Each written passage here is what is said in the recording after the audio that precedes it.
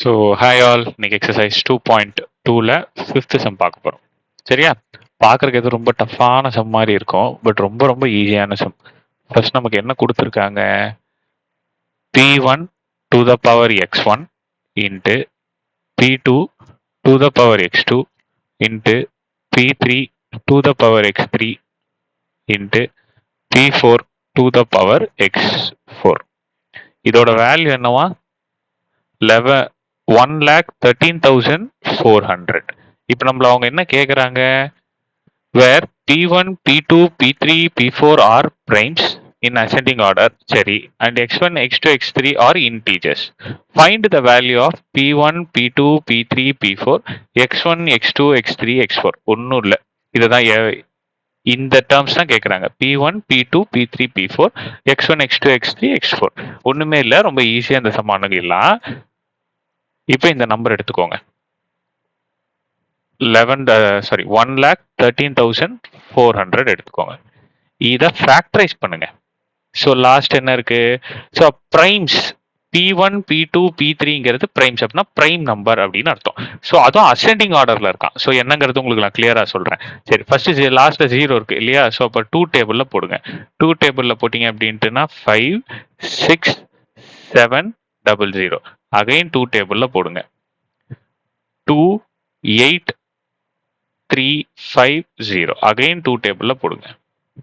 1 4 1 7 5. Again இப்போ இது last 5ல முடிஞ்சிருக்கா? So அப்போ 5 டேபிள்ல போடுங்க. பிரைம் நம்பர்ஸாக தான் போடணும். ரைட்டா சாமி? பிரைம் ஃபேக்டரைசேஷன் தான் பண்ணணும். Prime factorisation. ஏன் சார் பிரைம் ஃபேக்டரைசேஷன் பண்ணணும்? கொஸ்டின்ல p1 p2 p3 p4 அப்படின்றது பிரைம்ஸ் அப்படின்னு கொடுத்துருக்காங்க. அதனால நான் இதை பிரைம் நம்பர்ல போடுறேன். சரியா? சரி, அடுத்தது இங்க 2, மிச்சம் 4 8, மிச்சம் 1 3, மிச்சம் 2 5. அகைன் 5 5 3 6 3 7. ஸோ இப்போ இது 2 டேபிள் லாஸ்ட் நம்பர், லாஸ்ட் வந்து ஆட் நம்பரா இருக்கு. ஸோ அப்போ 3 டேபிள்ல செக் பண்ணி பாருங்க. 1 2 போட்டிங்கன்னா கேரி ஆன் 2னா 24 8 டைம்ஸ். அகைன் கேரி ஆன் 2னா 9 டைம்ஸ். அகைன் இது 3 டேபிளால. ஸோ அப்போனா 63 டைம்ஸ். அகைன் இது 3 டேபிளால. ஸோ இங்க போட்டா கண்டினியூஷன். ஸோ வந்து 21 டைம். Again 3 time. ஸோ அப்போ 7 1. இப்போ நல்லா கவனிக்கணும், இங்க நமக்கு என்னென்ன இருக்கு. ஸோ இப்போ இந்த 1,13,400 நம்ம எப்படி பிரிச்சு எழுதிக்கலாம்? இந்த 1,13,400 2 எத்தனை இருக்கு? 1 2 3 3 2 இருக்கா? அப்ப 2 to the power 3. 5 எத்தனை இருக்கு? 2 இருக்கா? Into 5 to the power 2. 3 எத்தனை இருக்கு? 4 இருக்கா? 3 to the power 4 into 7 to the power 1. 7க்கு 7 ஒன்னே ஒன்று தானே இருக்கு. So 7 to the power 1. Right. இப்போ நல்லா கவனி சாமி, நல்லா கவனிங்க. p1 p2 p3 p4 இருக்கிற இடத்துல 2 5 3 7 இருக்கா? இப்போ நல்லா கவனிங்க. p1 p2 p3 p4 இதோட வேல்யூஸ் எனக்கு கிடைச்சிருச்சா? ஆனா நல்லா கவனிங்க, கொஸ்டின்ல அவங்க என்ன சொல்லியிருக்காங்க? p1 p2 p3 p4ங்கிறது primes. 2 5 3 7 prime number தான். ஆனா இன் அசெண்டிங் ஆர்டர். அசெண்டிங் ஆர்டர்னா சின்னதுல இருந்து பெருசு. ஸோ அப்போ நாம இதை எப்படி சாமி எழுதிக்கலாம்? அசெண்டிங் ஆர்டர்னு சொன்னங்காட்டி நான் எப்படிதான் இதை எழுதணும்?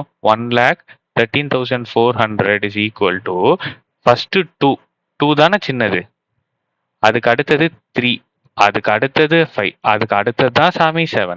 அதோட கரஸ்பாண்டிங் பவர்ஸ் மேல போட்டுக்குங்க. இப்ப கிளியரா இருக்கா? இப்போ நீங்க இதே போல இது வந்துருச்சா? ஸோ அப்போ p1 இருக்கிற இடத்துல 2 இருக்கு, p2 இருக்கிற இடத்துல 3 இருக்கு, p3 இருக்கிற இடத்துல 5 இருக்கு, p4 இருக்கிற இடத்துல 7 இருக்கு. அதே போல x1ங்கிறது மேல பவர்ல இருக்கு. அப்ப p1ஓட பவர்ல இருக்கிறது 3, அதான் என்னோட x1. அடுத்தது x2 4, x3 2, x4 1. முடிஞ்சதா சாமி?